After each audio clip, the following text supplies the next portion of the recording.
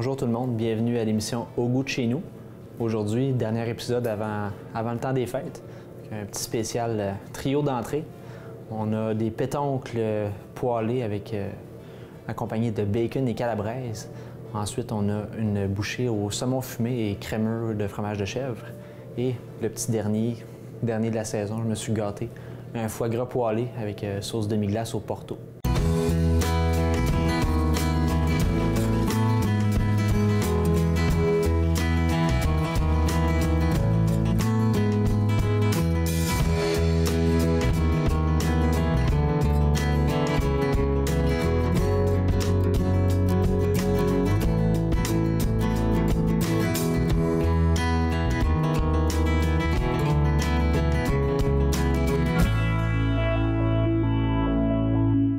Donc ça, je vais essayer de vous dire le plus de trucs possible aujourd'hui pour recevoir avec ces entrées-là. Donc on peut tout préparer d'avance, puis il reste juste la finition pour nos pétoncles, notre foie gras. C'est sûr qu'il faut les faire à la dernière seconde. On ne peut pas pré-cuire ça d'avance. Donc on va s'arranger pour que tout soit prêt, puis votre visite arrive, vous passez 2 minutes en cuisine, puis vous avez une belle entrée de prête. Donc on va commencer par le saumon fumé. Donc ça, c'est vraiment un classique.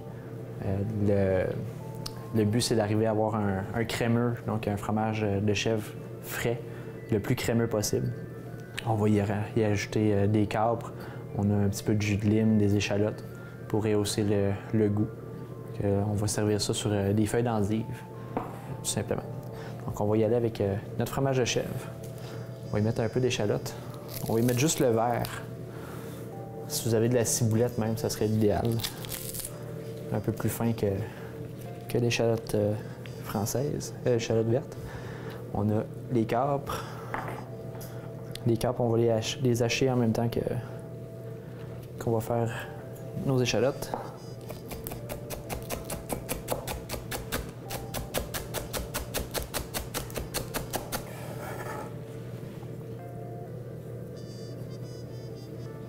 Pour que ce soit plus facile à travailler, le fromage de chèvre, vous pouvez le sortir 1 ou 2 heures avant. Il va prendre la température de la pièce puis il va se mélanger plus facilement. Je vais rajouter un petit peu de capre. Avec le saumon fumé, c'est toujours bon.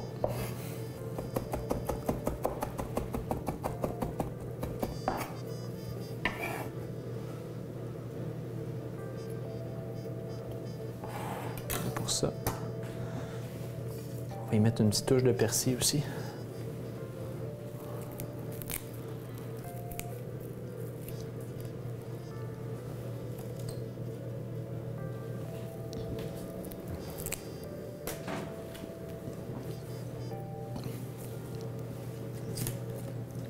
Nos endives en même temps.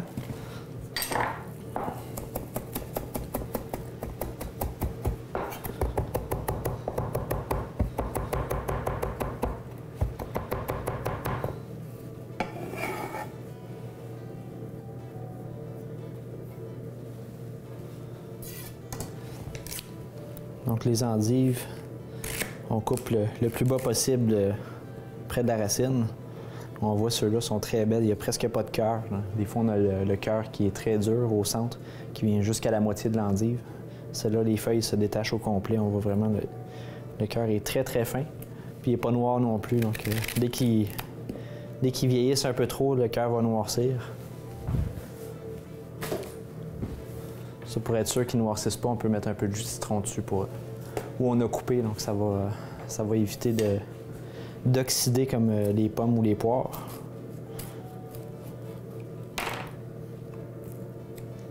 On ne va pas se casser la tête, on va les faire tout en même temps.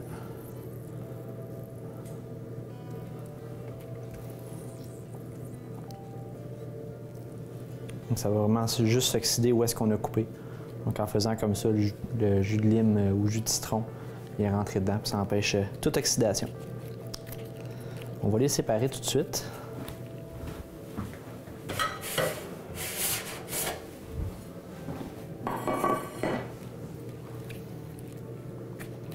Ça, c'est une bouchée qui se fait d'avance. On peut la faire quelques heures avant que la visite arrive, ça ne bougera pas.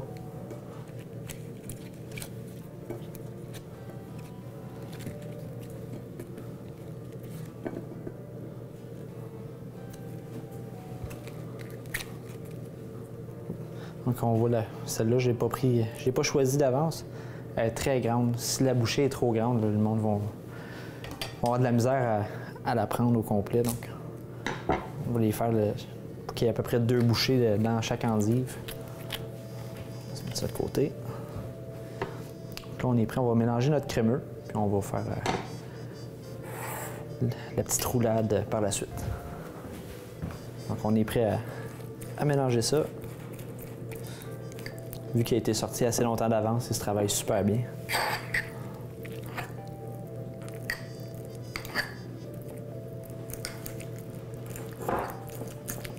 Donc notre petit crémeux est prêt. On aurait pu faire la même affaire en le passant au robot. Donc en le passant au robot, ça aurait été plus fin, il n'y aurait pas eu de texture, de petits grumeaux avec les capres et tout ça. C'est quand même agréable avec le saumon qu'ils font en bouche. Ça peut servir à bien d'autres recettes en même temps. Donc on va se faire un petit rouleau.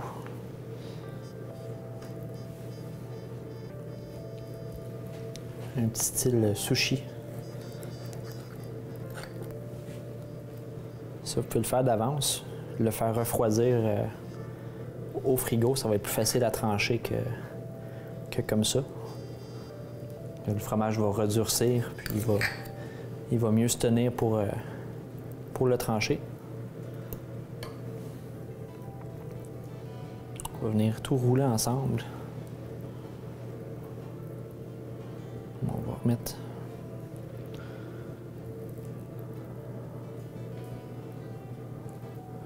remettre une deuxième couche de saumon. Les tranches sont pas assez larges. On est sûr que ça va bien se tenir.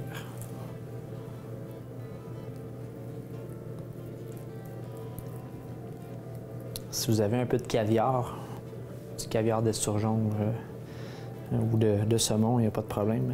Un caviar qui est coloré, vous pouvez en mettre une petite ligne dedans, ça ferait une petite touche de couleur de plus. Vous pouvez le mettre par-dessus après aussi, il n'y a pas de problème. Donc à l'intérieur, ça fait un petit peu différent que le dresser par-dessus. Pour le couteau, un couteau qui coupe très bien, sinon ça va juste écraser le saumon, surtout quand c'est frais comme ça.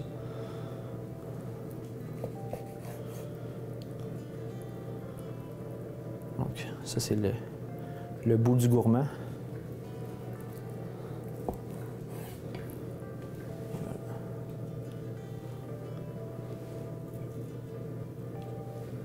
Si les endives sont trop fines comme ça, ils ne tiennent pas très bien, on peut les écraser, les craquer juste un petit peu.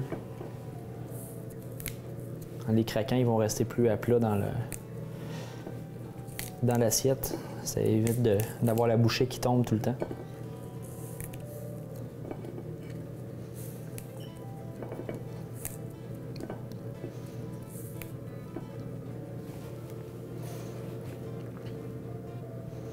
Celle-là, ça va être pour moi.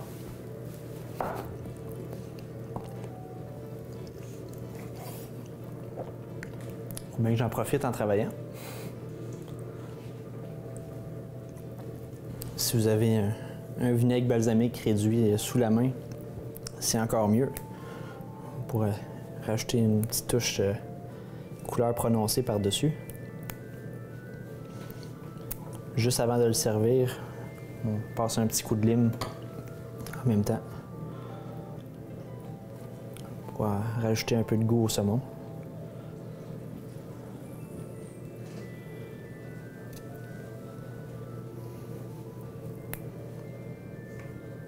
On pourrait à la limite rajouter un filet d'huile, une bonne petite huile aromatisée que vous avez.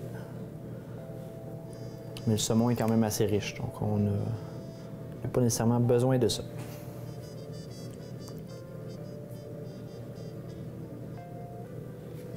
Et voilà. Donc, en voilà une de faite. On va tomber tout de suite aux autres.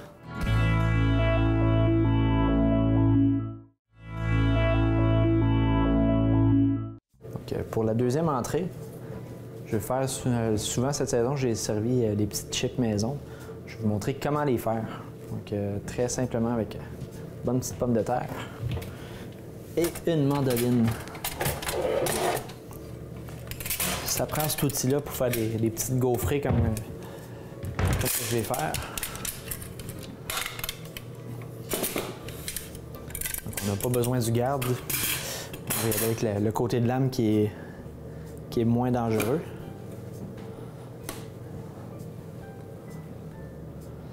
Donc, on va venir croiser notre pomme de terre par-dessus pour faire des petites gaufrettes. On peut garder la pleure aussi.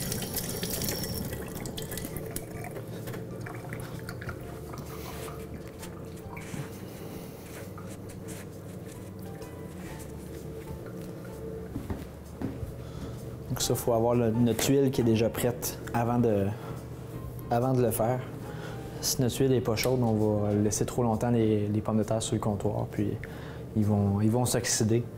La texture va être un peu différente.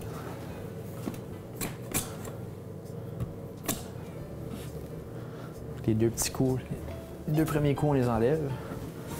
Et après ça, on y va.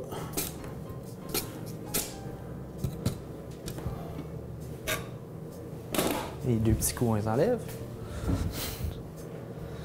Après ça, on y va en croisée. Donc, on va un coup dans un sens. On tourne environ 45 degrés.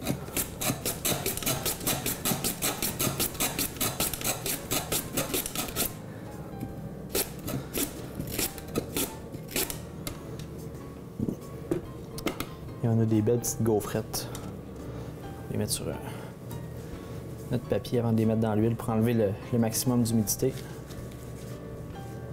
Donc on sait que de l'eau et de la friture, c'est pas l'idéal. Donc la friteuse environ à 375.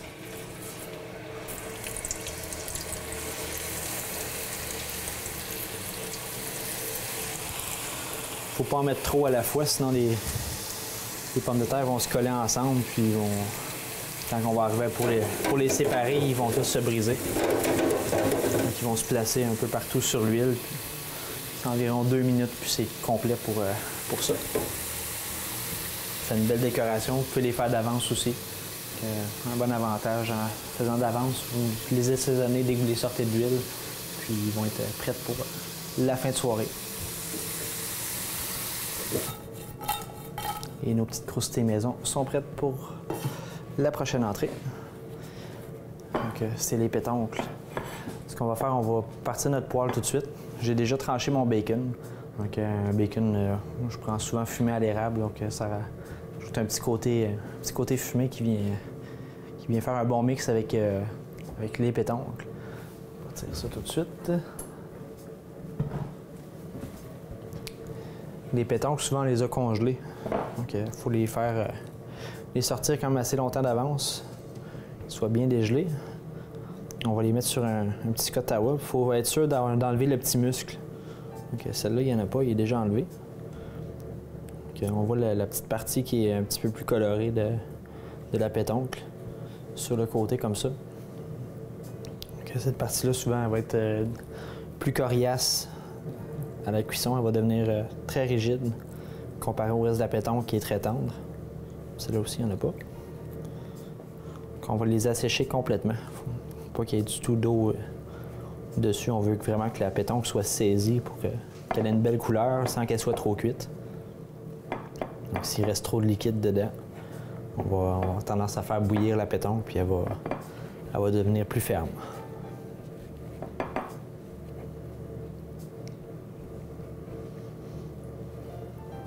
On va à peine les saler, vu qu'on va mettre du bacon qui est déjà salé, puis la saucisse calabraise aussi qui est salée. Donc le bacon est déjà coupé. On va couper ça en petits morceaux aussi. Ça, il faut le couper quand même assez fin. C'est pas comme... vu que c'est déjà cuit, déjà séché et cuit, ça va être plus ferme. Donc on va vraiment faire des petites tranches très minces. Des petites lanières.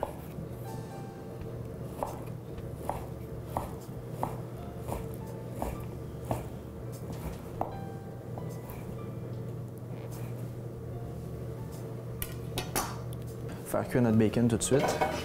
Pas besoin d'en mettre trop.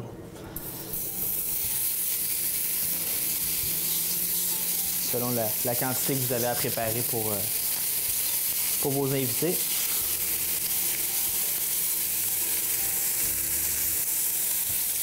Ça, cette étape-là, elle peut se faire d'avance. Une fois que c'est fait, vous gardez votre bacon de côté, vous gardez votre casserole aussi avec le gras. Donc, c'est ce gras-là qu'on va utiliser pour la cuisson.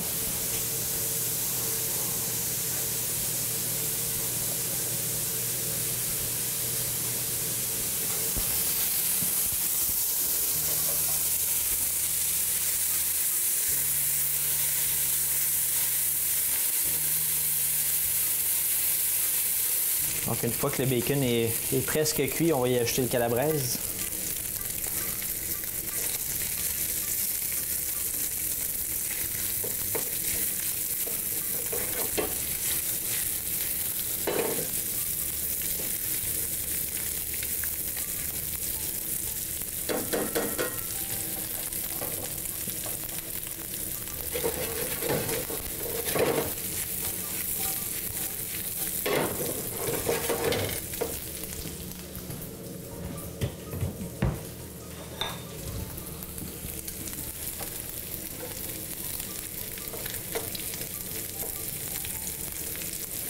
Il faut que le bacon soit juste légèrement croustillant pour avoir la différence de texture avec la pétanque qui va être très tendre.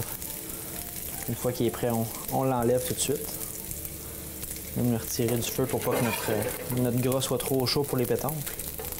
Donc la calabraise qui est légèrement épicée aussi, ça parfume bien avec le côté sucré de l'érable qui monte au nez présentement. Donc là, notre gras est déjà très chaud, donc on va pouvoir y aller tout de suite avec les pétoncles. Donc ça, cette étape-là, c'est vraiment l'étape qu'il faut faire à la dernière seconde, donc les pétoncles. Si vous les faites d'avance, vous gardez votre casserole telle quelle. Faites juste partir votre rond au moment que vous êtes rendu pour servir l'entrée. On va y aller. Nos pétoncles, notre lime à portée de la main vu que c'est assez rapide.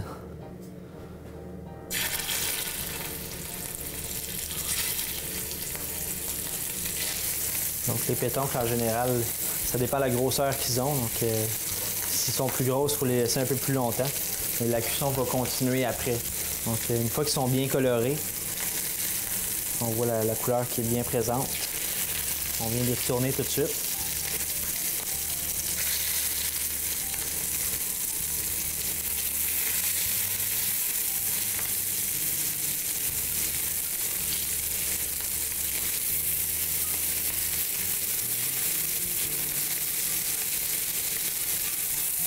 Des fois, il y en a qui sont plus minces comme celle-là par rapport à l'autre qui est à côté. Donc celle-là va être prête quelques secondes avant. Donc on va la ressaisir quelques secondes de l'autre côté, puis on peut l'enlever tout de suite.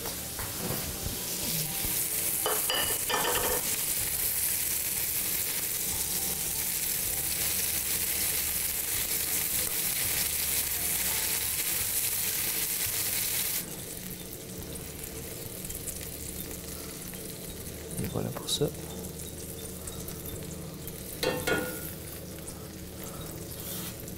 Pour mettre notre bacon et notre calabraise qu'on avait gardé de côté. Juste pour venir chercher le petit côté limette qu'on a mis dedans.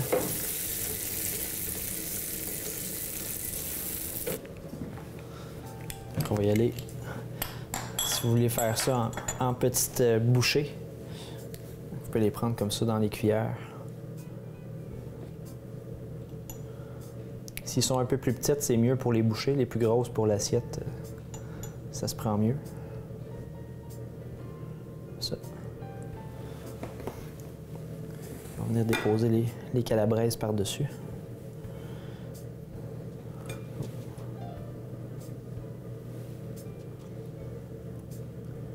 Ça s'appelle une petite bouchée gourmande, ça.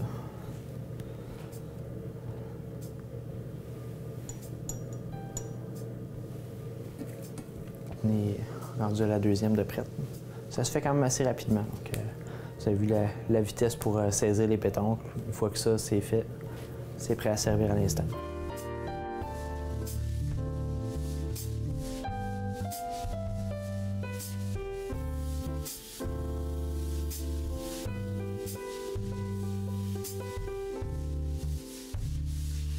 Nous voici rendus à la dernier plat de la saison. Donc, on va faire deux versions, un peu comme la pétanque de tout à l'heure. On peut faire deux options, soit en petite bouchée, soit en entrée. Donc, on va faire exactement la même chose, des petites bouchées sur cuillère. Ça peut être dans des petites soucoupes miniatures, plusieurs petites décorations d'assiettes que vous ne servez pas souvent. C'est le temps de les sortir. On va y aller avec l'assaisonnement. J'ai fait tremper mon foie gras dans une petite goutte de cognac donc, pour qu'il soit bien attendri, qu'il soit bien goûteux. Il faut assaisonner quand même généreusement. Si c'est pas assez salé, surtout un foie qui est fade, ça gâche beaucoup le goût.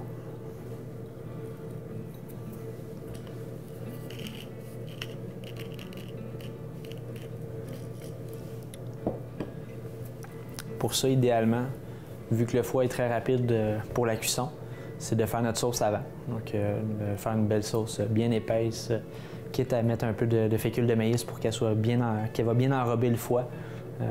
La texture va être meilleure comme ça en étant enrobée, vu que le foie est très moelleux. Si la sauce est trop liquide, on va manquer le goût de la sauce au Porto. Donc, on va y aller tout de suite à faire notre réduction de demi-glace et de Porto. Puis on va faire le foie en même temps.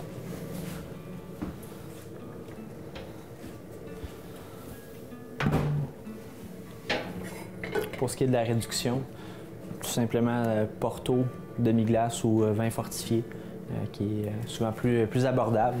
Puis le goût va être très bon aussi, même parfois meilleur qu'un Porto qui est trop puissant. Ça, on va perdre le goût du Porto à la réduction.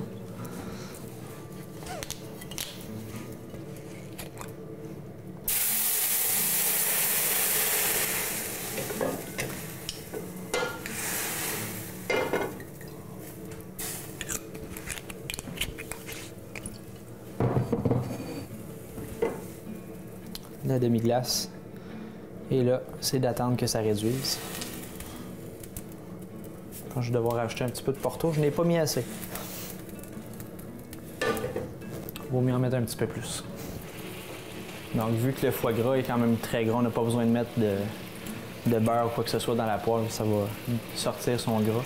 Ça va faire une belle petite croûte légèrement croustillante. L'important, c'est que ça soit très chaud quand on met notre foie à la poêle. Qu'on le teste comme ça, puis on entend le pich.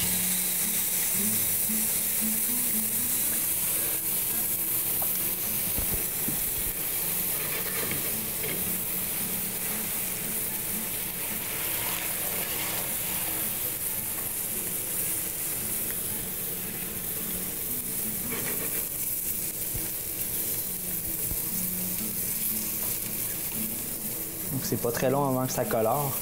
Juste laisser le temps à la chaleur de monter pour que le milieu du foie gras soit chaud. Si on le tourne trop rapidement, il n'y a pas le temps d'avoir sa chaleur à cœur. Il ne faut pas qu'il fonde au milieu, juste qu'il soit assez chaud.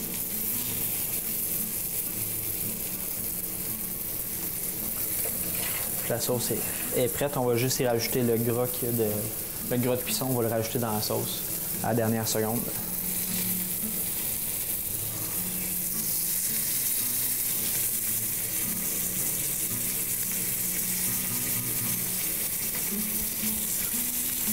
Comme les pétanques tout à l'heure, c'est vraiment pas long.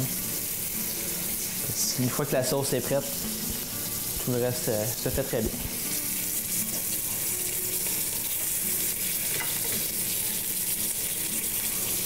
Donc on voit, je sais pas si on voit bien, le cœur qui commence à cuire tranquillement. La couleur change légèrement. Puis ça reste légèrement... Il y a une petite ligne rosée au milieu, puis on est bon avec ça.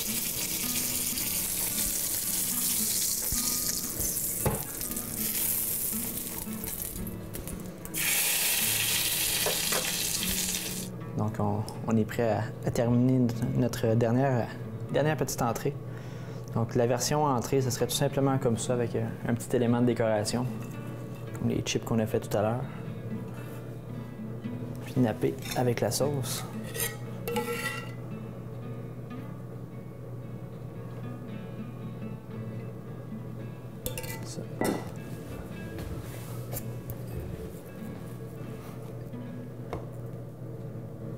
tout simplement.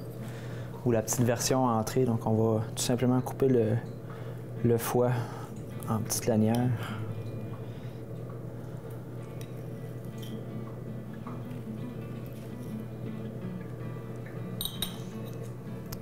Ça, c'est le morceau à ma blonde. Je suis sûr qu'elle va le vouloir. Hein? Désolé, Sim.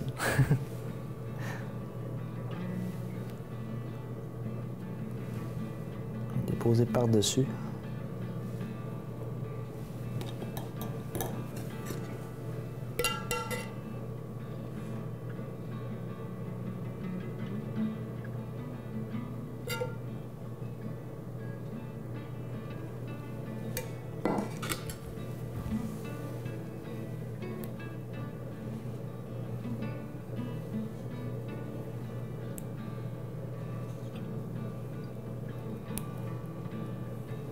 Et voilà. C'est terminé pour le foie gras. Voici la dernière présentation de la saison, d'où la tuque de Noël. La petite roulade de saumon fumé avec son crémeux à l'intérieur sur les petites endives. Les pétoncles qu'on a fait avec du bacon et calabraise. Et notre foie gras poêlé avec sauce demi-glace au Porto. Je vous souhaite un bon temps des fêtes à tous, de passer un agréable moment avec la famille, les amis. Je vous souhaite la santé et tout ce qu'il faut pour l'année 2015. Puis si vous voulez venir nous voir au domaine de la templerie, ça va me faire plaisir de vous recevoir. Puis, vous viendrez me visiter dans la cuisine. J'ai de la place en masse pour avoir des invités avec moi. À la prochaine!